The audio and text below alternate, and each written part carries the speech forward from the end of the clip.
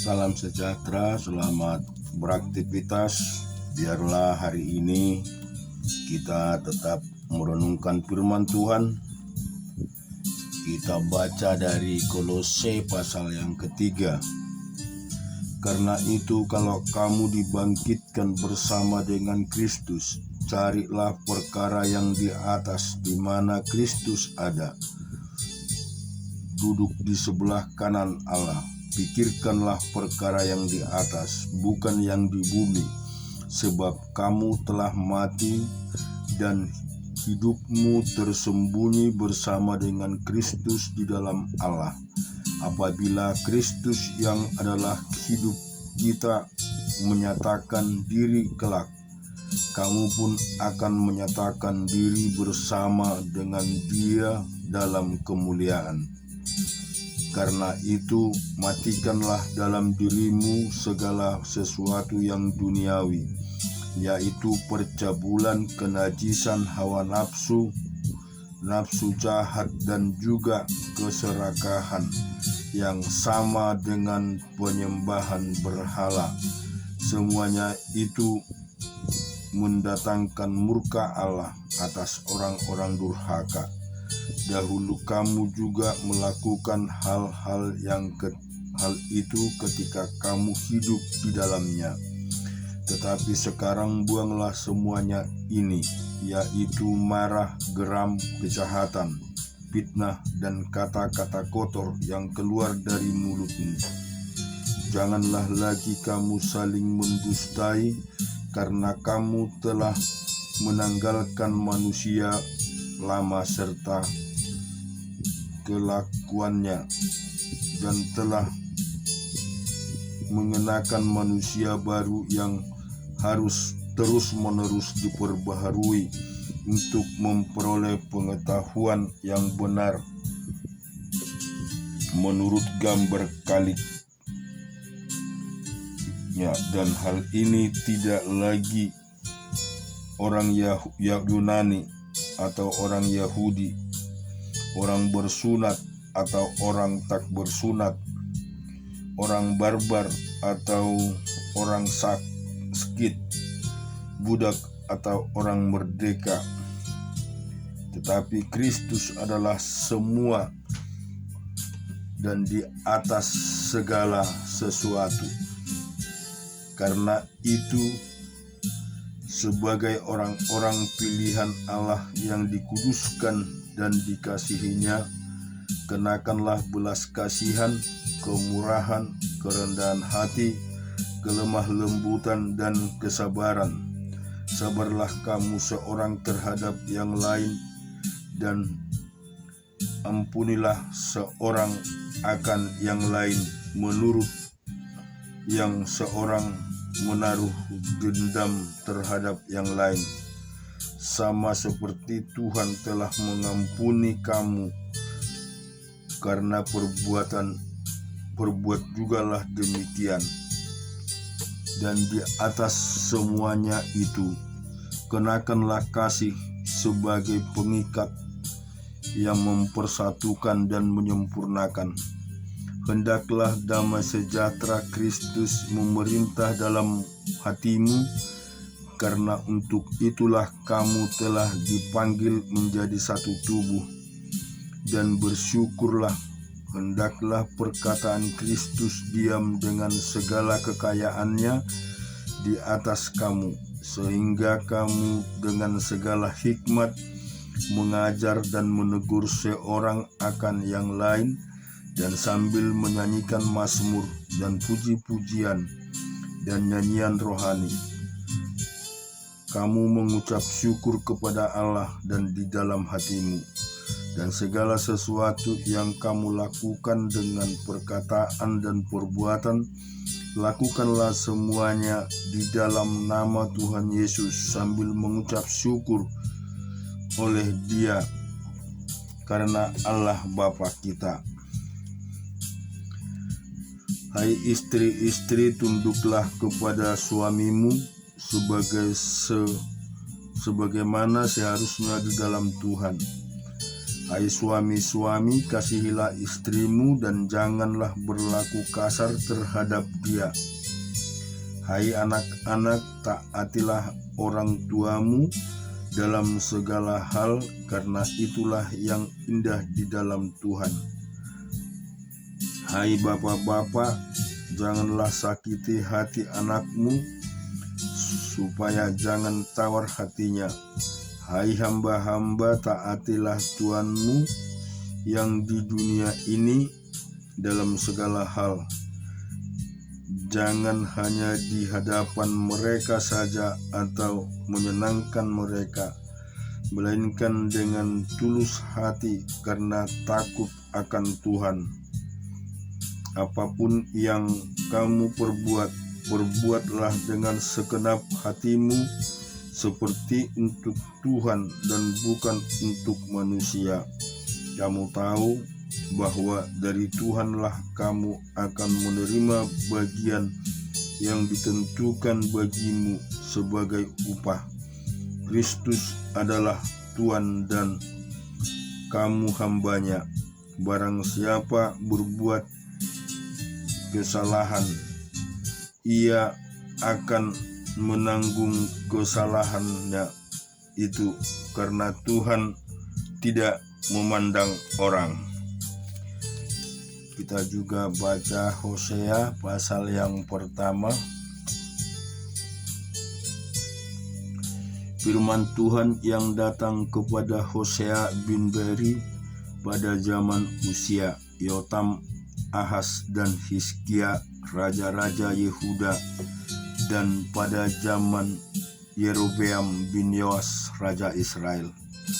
Ketika Tuhan mulai berbicara dengan perantaraan Hosea, berfirmanlah ia kepada Hosea, "Pergilah, kawinilah seorang perempuan sundal dan peranakkanlah anak-anak sundal, karena negeri ini bersundal hebat dengan membelakangi Tuhan."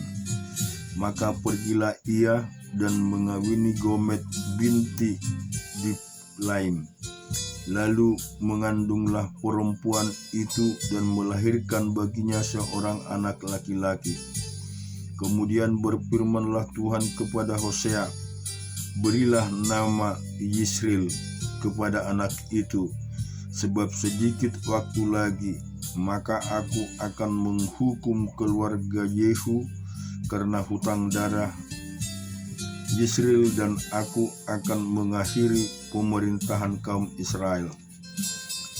Maka pada waktu itu aku akan mematahkan busur panah Israel di lembah Yisril." Lalu perempuan itu mengandung lagi dan melahirkan seorang anak perempuan. Berfirmanlah Tuhan kepada Hosea, "Berilah nama Loruhama kepada anak itu, sebab aku tidak akan menyayangi lagi kaum Israel, dan sama sekali tidak akan mengampuni mereka. Tetapi aku akan menyayangi kaum Yehuda dan menyelamatkan mereka demi Tuhan Allah mereka. Aku akan menyelamatkan mereka bukan dengan panah atau pedang, dengan alat perang atau dengan kuda dan orang-orang berkuda." Seorang menyapin Loruhama, mengandunglah perempuan itu. Sesudah menyapi Loruhama, mengandunglah perempuan itu lagi dan melahirkan seorang anak laki-laki. Lalu berfirmanlah ia, "Berilah nama Lo-ami kepada anak itu, sebab kamu ini bukanlah umatku dan aku ini bukanlah Allahmu." Tetapi kelak jumlah orang Israel akan seperti pasir laut, yang tidak dapat ditakar dan tidak dapat dihitung. Dan di tempat di mana dikatakan kepada mereka, "Kamu ini bukanlah umatku," akan dikatakan kepada mereka, "Anak-anak Allah yang hidup." Orang Yehuda dan orang Israel akan mengumpul bersama-sama dengan mengangkat bagi mereka satu pemimpin, lalu mereka akan menduduki negeri ini, sebab besar dan Israel itu. Katakanlah kepada saudara-saudaramu laki-laki, Ami, dan kepada saudara-saudaramu perempuan, Ruhama. Kita juga akan membaca firman Tuhan di Yehezkiel pasal yang ke-24. Pada tahun ke-9 dalam bulan yang ke-10, pada tanggal 10 bulan itu, datanglah firman Tuhan kepadaku, hai anak manusia, tuliskanlah tanggal hari ini. Ya, tanggal hari ini, pada hari ini juga Raja Babel mulai menyerang Yerusalem. Ucapkanlah suatu perumpamaan kepada kaum pemberontak dan katakanlah kepada mereka, beginilah firman Tuhan Allah, turunlah kuali di atas api, turunlah dan tuanglah juga air ke dalamnya. Taruhlah potongan daging di dalamnya, semua potongan yang baik paha dan punggungnya. Penuhlah itu dengan tulang-tulang pilihan. Ambillah domba yang terpilih dan susunlah juga kayu di bawahnya. Biarlah masakan itu mendidih dan tulang-tulangnya turut empuk di dalamnya. Oleh sebab itu beginilah firman Tuhan Allah, celakalah kota yang penuh hutang darah, kuali yang berkarat di dalamnya, dan karatnya tidak hilang daripadanya. Keluarkan potongan demi potongan dari dalamnya tanpa memilih-milih, sebab darah yang dicurahkannya masih terdapat di tengah-tengahnya. Ia mencurahkannya di atas bukit batu yang gundul. Ia tidak mencurahkannya di atas tanah, supaya ditutupinya dengan tanah. Demi amarah yang timbul dan rasa pembalasan yang bangkit, aku akan mencurahkan darahnya sendiri ke atas bukit batu yang gundul, supaya jangan ditutupi. Oleh sebab itu beginilah firman Tuhan Allah, celakalah kota yang penuh hutang darah. Aku juga hendak memperbesar pancakaya, susunlah banyak kayu, nyalakanlah api, biarlah dagingnya masak betul, buanglah kuahnya, dan biarlah tulang-tulangnya hangus. Letakkanlah periuk itu kosong di atas bara api, supaya itu dibakar dan tembaganya menjadi merah, sehingga kotorannya hancur di dalamnya dan karatnya hilang. Aku bersusah payah dengan sia-sia, sebab karatnya yang tebal tidak mau hilang daripadanya, biarlah dalam api. Oleh karena engkau menajiskan dirimu dengan kemesumanmu, dan aku ingin mentahirkan engkau, tetapi engkau tidak menjadi tahir, dan dari kenajisanmu, maka engkau tidak akan ditahirkan lagi sampai aku melampiaskan amarahku atasmu. Aku Tuhan yang mengatakannya. Hal ini akan datang dan aku yang akan membuatnya. Aku tidak melalaikan dan tidak merasa sayang, juga tidak menyesal. Aku akan menghakimi engkau menurut perbuatanmu. Demikianlah firman Tuhan Allah. Kemudian datanglah firman Tuhan kepadaku, hai anak manusia, lihat, aku hendak mengambil daripadamu dia yang sangat kucintai seperti yang kena tulah. Tetapi janganlah meratap ataupun menangis, dan janganlah mengeluarkan air mata. Diam-diam saja mengeluh Jangan mengadakan ratapan kematian. Lilitlah destarmu dan pakaian kasutmu. Jangan tutupi mukamu dan jangan makan roti perkabungan. Pada paginya aku berbicara kepada bangsa ini dan pada malamnya istriku mati. Pada pagi berikutnya aku melakukan seperti diperintahkan kepadaku. Maka bangsa itu berkata kepadaku, "Tidakkah engkau bersedia memberitahu kepada kami, apa artinya ini bagi kami, bahwa engkau melakukan demikian?" Lalu kujawab mereka, "Firman Tuhan sudah datang kepadaku. Katakanlah kepada kaum Israel, beginilah firman Tuhan Allah, sungguhnya aku akan menajiskan tempat kudusku. Kekuasaanmu yang kau banggakan, kenikmatan bagi matamu dan bagi jiwamu, dan anak-anakmu lelaki dan perempuan yang kamu tinggalkan akan mati rebah oleh pedang. Kamu akan melakukan seperti yang kulakukan. Mukamu tidak akan kamu tutupi dan rotimu perkabungan tidak akan kamu makan.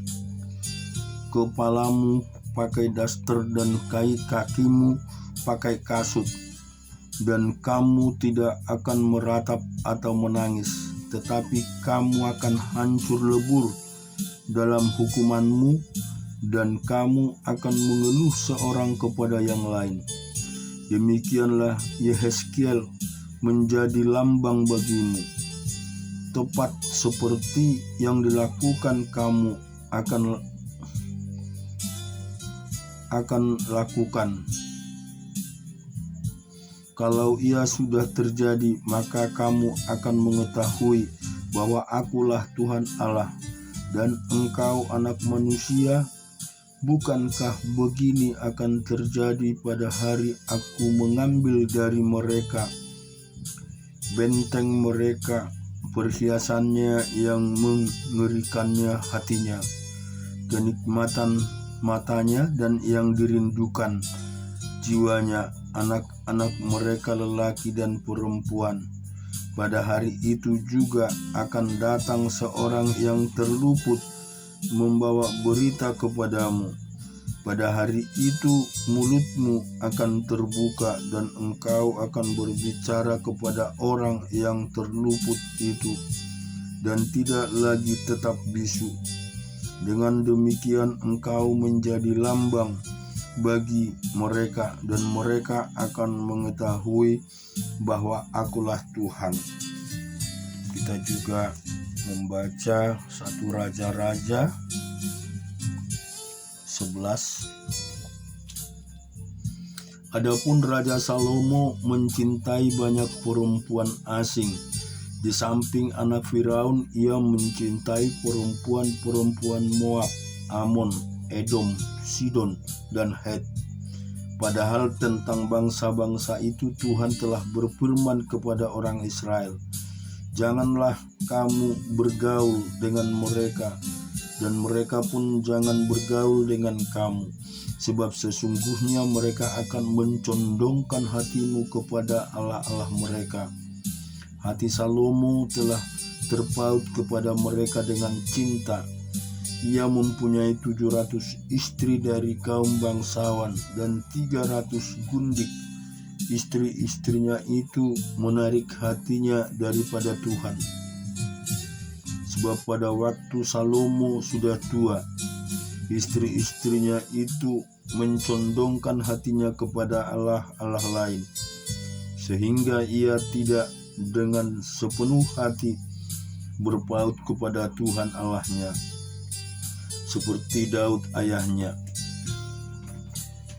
Demikianlah Salomo mengikuti Astoret dewi orang Sidon, dan mengikuti Milkom dewa kekejian sembahan orang Amon. Dan Salomo melakukan apa yang jahat di mata Tuhan, dan ia tidak dengan sepenuh hati mengikuti Tuhan seperti Daud ayahnya. Pada waktu itu Salomo mendirikan bukit pengorbanan bagi Kamos dewa kejijian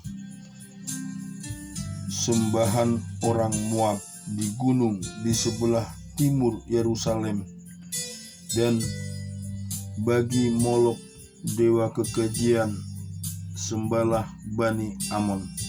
Demikian juga dilakukannya bagi semua istrinya orang-orang asing itu, yang mempersembahkan korban ukupan dan korban sembelihan kepada Allah-Allah mereka.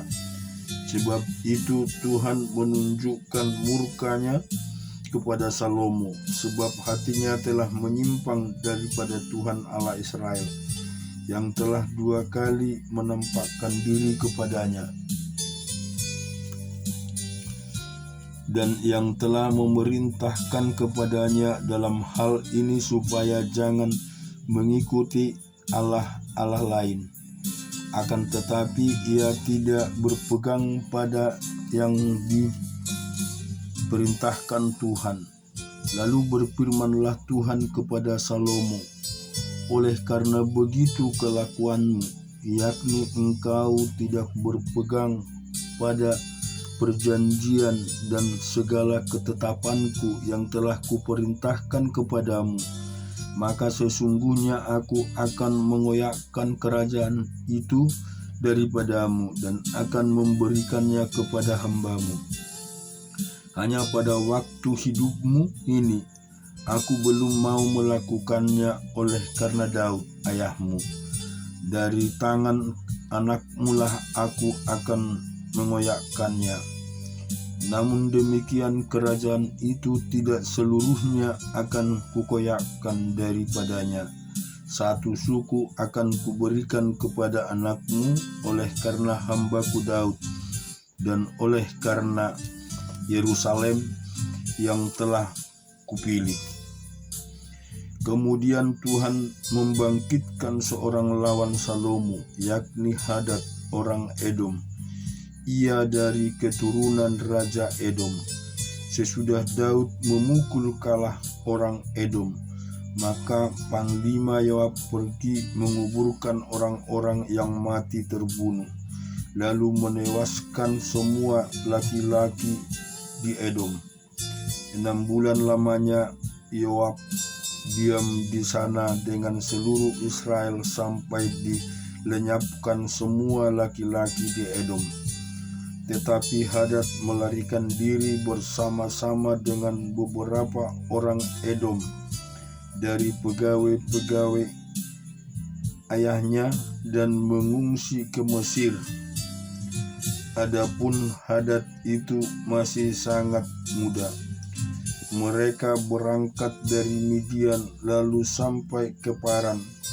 Mereka membawa beberapa orang dari Paran. Lalu mereka sampai ke Mesir kepada Firaun, raja Mesir. Ia ini memberikan rumah kepada Hadad, menentukan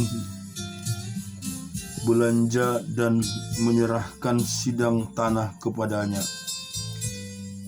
Hadad demikianlah disayangi Firaun, sehingga diberikannya kepadanya seorang istri, yakni adik istrinya sendiri, adik permaisuri Tahpenes. Lalu adik Tahpenes itu melahirkan baginya seorang anak laki-laki, Gunubat namanya, dan Tahpenes menyapih dia di istana Firaun, sehingga Gunubat ada di istana Firaun di tengah-tengah anak-anak Firaun sendiri.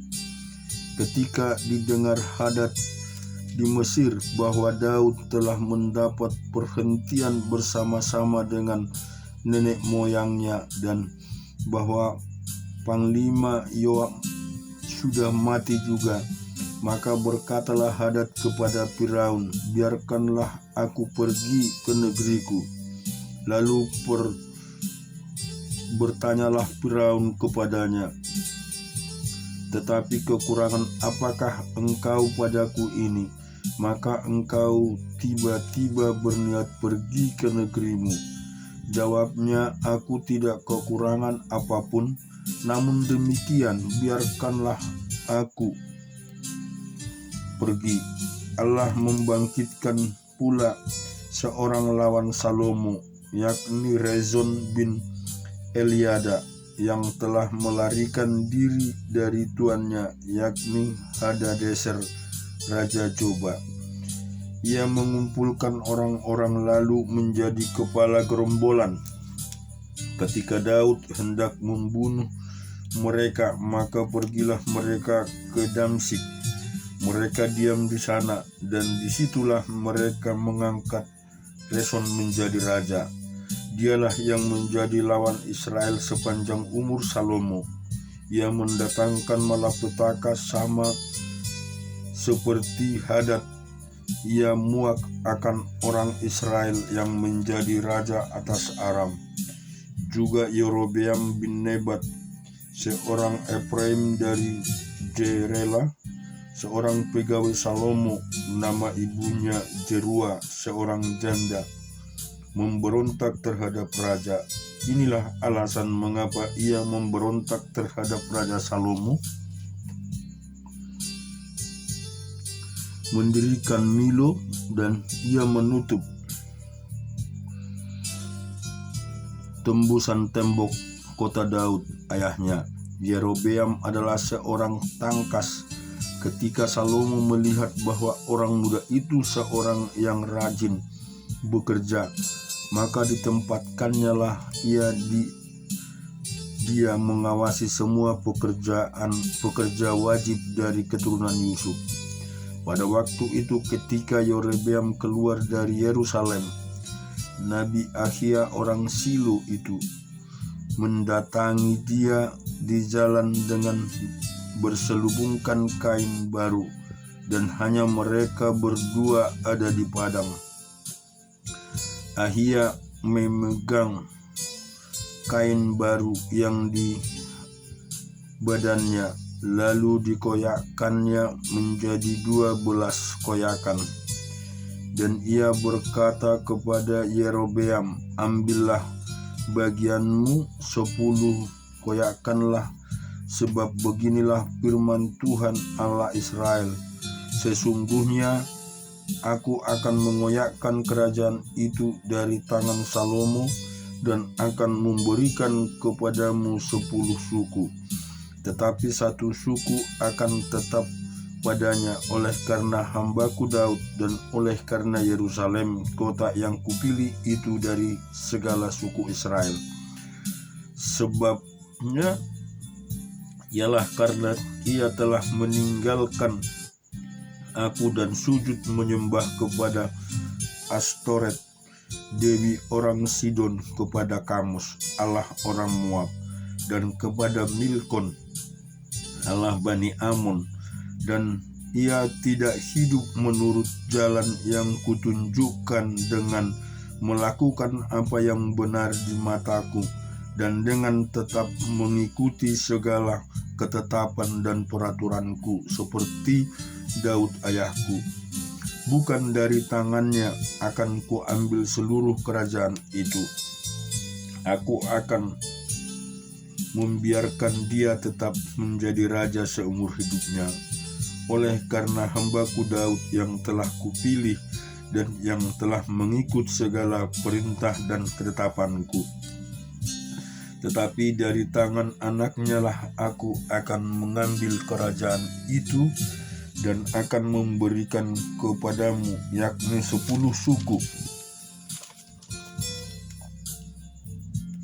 dan kepada anaknya akan kuberikan 1 suku. supaya hambaku Daud selalu mempunyai keturunan di hadapanku di Yerusalem, kota yang kupilih bagi suku-suku, supaya namaku tinggal di sana. Maka engkau ini akan ku ambil supaya engkau memerintah atas segala yang dikehendaki hatimu dan menjadi raja atas Israel. Dan jika engkau mendengar segala yang kuperintahkan kepadamu dan hidup menurut jalan yang kutunjukkan dan melakukan apa yang benar di mataku dengan tetap mengikuti segala ketetapan dan perintahku seperti yang telah kulakukan, yang dilakukan oleh hambaku Daud, maka aku akan menyertai engkau dan aku akan membangunkan bagimu suatu keluarga yang teguh seperti yang kubangunkan bagi Daud, dan aku akan memberikan orang Israel kepadamu. Dan untuk itu aku akan merendahkan keturunan Daud, tetapi bukan untuk selamanya. Lalu Salomo berikhtiar membunuh Yerobeam, tetapi Yerobeam bangkit dan melarikan diri ke Mesir kepada Siak raja Mesir, dan Mesirlah ia tinggal sampai Salomo mati. Selebihnya dari riwayat Salomo dan segala yang dilakukannya dan di hikmatnya, bukankah semuanya itu tertulis dalam kitab riwayat Salomo?